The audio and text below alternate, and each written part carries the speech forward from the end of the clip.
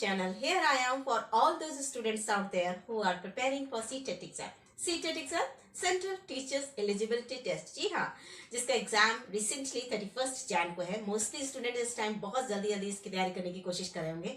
तो एक्चुअली जो लोग एग्जाम देने वाले हैं, मैं उनके लिए एक अपना ये नया वीडियो लेकर आई हूँ। मैंने कोशिश यही की है कि आपकी प्रॉब्लम्स को सॉर्ट आउट करूँ। एक्चुअली प्रॉब्लम्स क्या क्या हैं, तो उनसे पहले कुछ चीजें जान लेते हैं कि नंबर 1, इसमें एक खासियत ये होती है कि इसकी माइनस मार्किंग नहीं होती है, तो परेशान ना होइए। नंबर 2, इसमें कोई भी सब्जेक्टिव क्वेश्चन नहीं होता, यानी आप थ्योरी बेस्ड नहीं होता, राइट। तो लेकर आई हूँ मैं, क्योंकि लैंग्वेज पढ़ाती हूँ इसलिए मैं लैंग्वेज से रिलेटेड ही वीडियो बना रही हूँ। तो मैं आज आपको इससे रिलेटेड लैंग्वेज में की प्रिपरेशन हम कैसे करें, ऐसा क्या पार्ट पढ़ें, ज्यादा पढ़ें, क्या चीजों से दूर रहें, कैसे हम टाइम मैनेजमेंट करें, ऐसी ही कुछ बातें हैं जो आपके लिए बहुत इंपॉर्टेंट है और वो आपको एग्जाम को क्रैक करने के लिए बहुत काम आएंगी। तो चलिए फाइनली आज का क्लास स्टार्ट करें।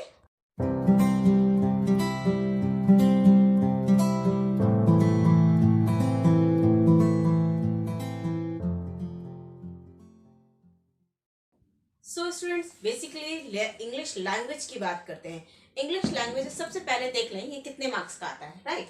तो इंग्लिश हमारी आती है 30 मार्क्स की, राइट, जिसमें से हमारी पैडागॉजी आती है 15 मार्क्स की और कंटेंट आता है हमारा 15 मार्क्स का। तो there is no issue, both are same, right. But बात करते हैं कंटेंट की। पैडागॉजी सिमिलर होती है तो हम बात करते हैं कंटेंट की, राइट। तो कंटेंट में क्या होता है, कंटेंट में हमारे पास 2 पार्ट्स होते हैं, आप जानते ही होंगे कि एक होता है हमारा लैंग्वेज 1 और दूसरा होता है लैंग्वेज 2।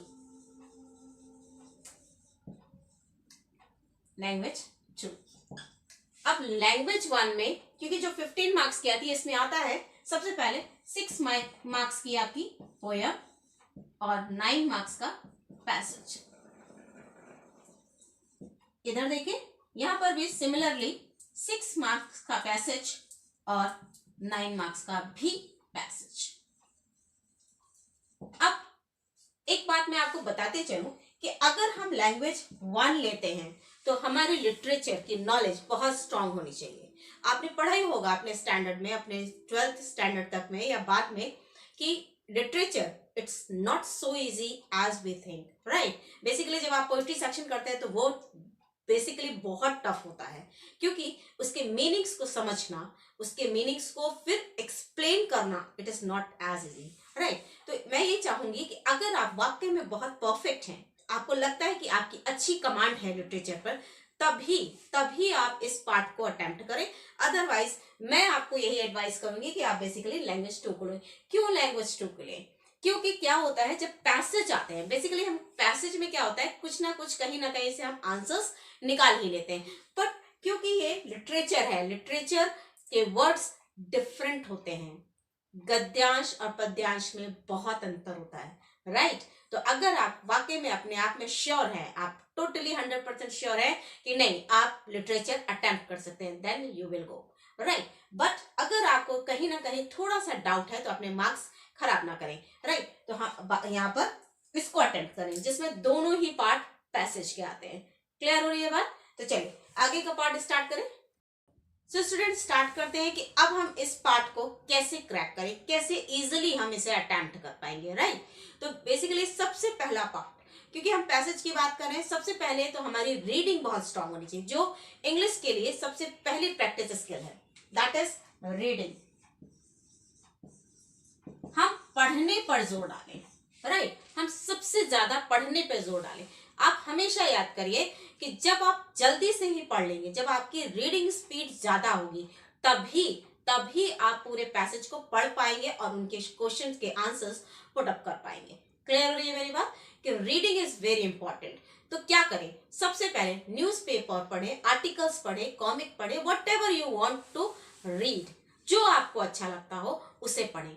टाइम दें, कोशिश करें, देखें, एक टाइम मैनेजमेंट बनाएं कि देखें आप कि क्या मैं ये 15 लाइनें कितनी देर में पढ़ पाता हूँ, राइट, या मैं 20 लाइनें कितनी देर में पढ़ पाता हूँ। आप देखेंगे कि जब आप प्रैक्टिस बाय प्रैक्टिस करते जाएंगे तो एक टाइम ऐसा आएगा जब ये कुछ मिनटों की स्टार्टिंग के बाद यहां तक पहुंच जाएगा या मे भी यहां तक पहुंच जाएगा। यानी आप जितनी ज्यादा रीडिंग की प्रैक्टिस करेंगे आपको पैसेज पढ़ने में उतनी आसानी होगी, वो उतना ही इजी हो जाएगा आपको पढ़ने में। अगर आप इजीली पढ़ लेंगे, जल्दी से पढ़ लेंगे और उसे समझ लेंगे तो आप क्वेश्चंस के आंसर्स इजीली कर पाएंगे। नेक्स्ट पार्ट पे चलिए बेटा। तो सबसे पहले मैंने बताया आपको reading is very important. Secondly vocab, it is must. ये तो मस्ट है, इंग्लिश को जानना है तो वोकैब होना बहुत जरूरी है। मैंने अपने प्रीवियस वीडियो में भी इसके बारे में आपको बताया है। खैर, बात करते हैं वोकैब की। वोकैब में हमारे इंटोनियम और सिनोनियम्स आ जाते हैं। ज्यादा से ज्यादा लर्न करिए, ज्यादा से ज्यादा इन्हें याद करिए, ज्यादा से ज्यादा इन्हें अरेंज करिए, नए नए कोशिश करिए वर्ड्स को जानने की, उनकी मीनिंग जानने की, क्योंकि ये 2 से 4 नंबर तक आ जाता है बेसिकली, राइट। अगर आपको ये नंबर लेने हैं तो आपको इस पर वर्क करना होगा। वोकैब पे हमारा ध्यान सबसे ज्यादा होना चाहिए, क्योंकि जब तक हम शब्दों की मीनिंग नहीं समझ पाएंगे, जब तक हम उसके अर्थ को नहीं जान पाएंगे, हम पैसेज को क्लियर नहीं कर पाएंगे। क्लियर हो रही है मेरी बात? तो आप वोकैब पे बहुत ज्यादा फोकस करिए, राइट। सो स्टूडेंट, एक बात और बताते चलूं आपको, क्योंकि इसका सिलेबस ही बहुत वास्ट होता है, राइट। इसकी प्लान करनी पड़ेगी स्टडी। इसको आप अगर टाइमली एक टाइम टेबल नहीं बनाएंगे कि कब किस चीज को क्या क्या पढ़ना है तो मुश्किल हो जाएगा। अगर हम बाय द टाइम एक स्टेप बाय स्टेप काम करेंगे तो हम जल्दी से इसको कर पाएंगे, राइट। लेकिन अभी हमारे पास समय कम है, क्योंकि बहुत रिसेंटली वो एग्जाम होने वाला है, तो कोशिश हमारी थोड़ी तेज हो जानी चाहिए। पहली बात है कि प्रैक्टिस करना शुरू करिए। जो आपके पास पेपर्स हैं उसके, राइट, जो लास्ट पेपर्स हैं, इसके एग्जाम पेपर्स हैं, उन्हें सॉल्व करिए। कोशिश करिए एक टाइम टेबल बना के उसे उस टाइम ड्यूरेशन में कंप्लीट करने की कोशिश कीजिए, ठीक है। तो चलिए अब बात करते हैं इस पार्ट से थोड़ा अलग हटकर ग्रामर पोर्शन पे चलते हैं, ठीक है। कि ग्रामर पोर्शन में क्या क्या आ जाता है, तो चलिए स्टार्ट करें। सो स्टूडेंट्स, ग्रामर के पोर्शन पर आते हैं।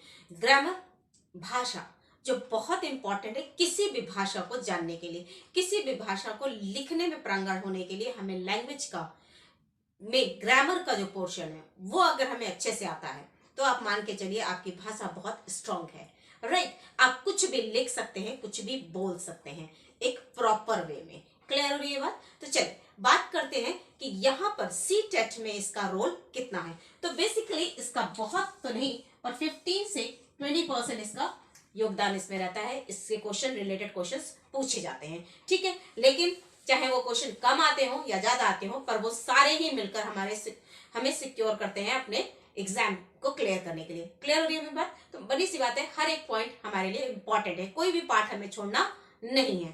तो चलिए सबसे पहले जो ग्रामर में आता है वो है हमारा part of speech. Part of speech. अब आप सबसे पहला पॉइंट तो यही लेके चलिए कि part of speech is the base of grammar. इस पार्ट ऑफ स्पीच में जो कुछ भी आता है टोटल ग्रामर एक्चुअली उस पर बेस्ड है। तो इनका नॉलेज होना तो वैसे भी बहुत इंपॉर्टेंट है। पर बात करते हैं हमारे एग्जाम से रिलेटेड। तो एग्जाम से रिलेटेड क्या होता है कि इसकी आइडेंटिफिकेशन पूछी जाती है, पहचान पूछी जाती है। आइडेंटिफिकेशन में आपको लिख के दे देती हूँ ताकि आपको याद रहे कि क्या पूछा जाता है। इसकी आइडेंटिफिकेशन, फॉर एग्जाम्पल मान लीजिए कोई एक सेंटेंस है, कोई एक पैसेज में कोई एक लाइन है, उसमें ये पूछा जाता है कि ये बताइए क्या ये पार्ट, क्या ये वर्ड, पर्टिकुलर वर्ड नाउन है, प्रोनाउन है, वर्ब है, एडवर्ब है, एडजेक्टिव है या कंजक्शन है। क्लियर हो रही है मेरी बात? तो ये 2 से लेकर 4 नंबर तक आ जाता है, ठीक है। तो इस पर भी हमें बेसिकली ध्यान देना है। सॉरी, आइडेंटिफिकेशन पहचानना बहुत जरूरी है, यानी कि पहचान करना, उस लाइन में उस पर्टिकुलर वर्ड को पहचानना जरूरी है। तो ये कैसे आएगा? जब हमको इस पार्ट ऑफ स्पीच का टोटली डीप नॉलेज होगा, राइट। डीप नॉलेज होगा जब हमें ये पता होगा कि भाई पर्टिकुलर चीज नाउन है, पर्टिकुलर चीज एडवर्ब है या वर्ब है या कंजक्शन है, वो क्या है, ये तो इसके लिए भी इससे रिलेटेड मैंने वीडियोस डाले हैं, मैं उनका लिंक अपने डिस्क्रिप्शन बॉक्स में डाल दूंगी, आप जाके वहां से चेक कर लीजिएगा। खैर, फिलहाल बात करते हैं इसके सेकेंड पार्ट की। तो हम पार्ट ऑफ स्पीच पर आ गए, अब आते हैं इसके नेक्स्ट पार्ट पर। सो स्टूडेंट, एक बात और क्लियर करते चलूं, ये मत सोचिएगा कि मैम ने कहा है कि लैंग्वेज 1 अटेम्प्ट नहीं कर सकते। नहीं नहीं, बिल्कुल आप कर सकते हैं, लेकिन आप 100% श्योर होने चाहिए, राइट। वो पॉइंट ऑफ व्यू आपका क्लियर होना चाहिए, वो पार्ट बिल्कुल क्लियर होना चाहिए। आपको लगता है कि आप लिटरेचर को अटेम्प्ट कर सकते हैं, then you well, right, there is no issue. लेकिन अगर थोड़ी सी भी लैकनेस है तो अपने नंबरों के लिए कोशिश, ऐसा रिस्क ना लें, ठीक है। तो चलिए बात करते हैं सेकेंड पार्ट की, जो हमारा क्वेश्चन आते हैं, जो है sentence type, sentences, right. Basically sentences के टाइप पूछ लिए जाते हैं।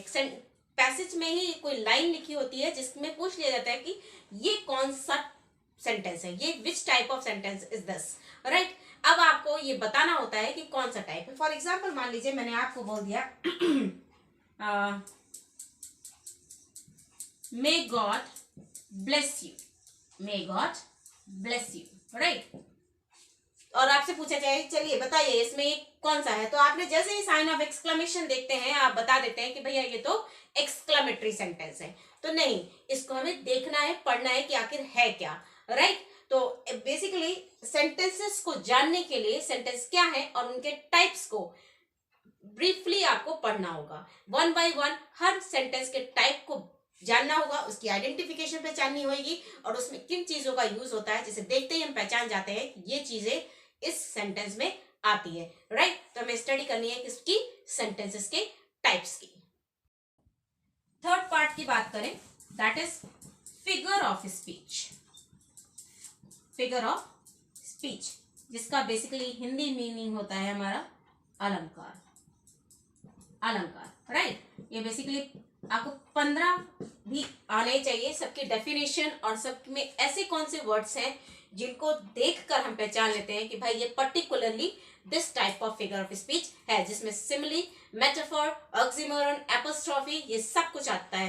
हालांकि इनको मैं डिटेल में भी आपको अपनी नेक्स्ट क्लासेस में पढ़ाऊंगी, लेकिन फिलहाल के लिए आप इतना जानें कि आपके इस पार्ट में क्या क्या आ जाता है। तो जिसमें मैंने बताया आपको फिगर ऑफ स्पीच, जिसमें आपको अलंकार के बारे में भी पढ़ना होता है। कोई पर्टिकुलर लाइन दे दी जाएगी और आपसे पूछा जाएगा कि इसमें कौन सी फिगर ऑफ स्पीच है। फोर्थ पार्ट आपका नैरेशन से रिलेटेड आ जाता है। Narration you know, direct and indirect speech, right. Basically direct और इनडायरेक्ट स्पीच से भी रिलेटेड क्वेश्चंस आते हैं, जिनकी डीप नॉलेज आपको होनी चाहिए, जिसमें आपके रूल्स कितने टाइप के होते हैं और कैसे हम उनको चेंज करते हैं, कहां पर एरर आ जाती है। क्लियर हो रही है मेरी बात? तो एक पार्ट आपका नैरेशन से रिलेटेड भी आता है। चलिए फिफ्थ पॉइंट की बात करें, जिसमें आर्टिकल्स आ जाते हैं। Articles, right.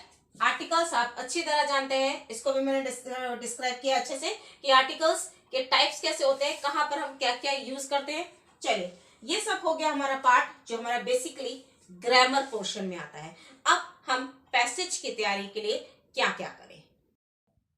सो स्टूडेंट्स, आगे के पार्ट को बढ़ने से पहले मैं आपसे ये कहूंगी, अगर आपको मेरे इस वीडियो से कुछ भी बेनिफिट हो रहा है, अगर आपको लगता है कि वाकई में मेरी इन्फॉर्मेशन आपके लिए बेनिफिशियल हो रही है, तो मेरे वीडियो को लाइक, शेयर और सब्सक्राइब करिए, ठीक है। तो चलिए बात करते हैं पैसेज की।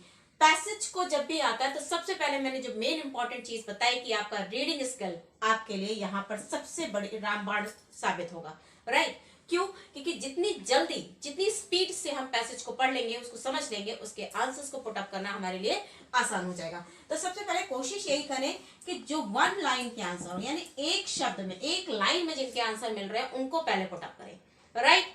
कोशिश यही करें कि सबसे पहले एक लाइन के आंसर्स को क्लियर करें, फिर उसके बाद ट्रू फॉल्स आते हैं आपके, उनको क्लियर करें, राइट।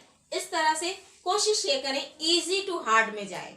एक स्टेप मान लें कि पहले सरल जो क्वेश्चंस है आपको जो इजी लग रहे हैं उन्हें अटेम्प्ट करें, देन हार्ड पे जाए, क्योंकि हमारे पास टाइम बहुत लिमिटेड है, राइट। उस टाइम के अकॉर्डिंग ही हमें काम करना है। दूसरी बात पे आते हैं कि सबसे पहले अगर हमें इस एग्जाम को क्रैक करना है, इसको सॉल्व करना है, सॉरी एग्जाम में पास होना है, सक्सेस लेनी है, तो सबसे पहले हमें एक टाइम टेबल बना लेना है, एक मैनेजमेंट बना लेना है कि हमें क्या करना है। तो सबसे पहले तो आप सैंपल पेपर सॉल्व करिए, सैंपल पेपर, राइट, इनको सॉल्व करिए, इन्हें प्रैक्टिस में ले आइए।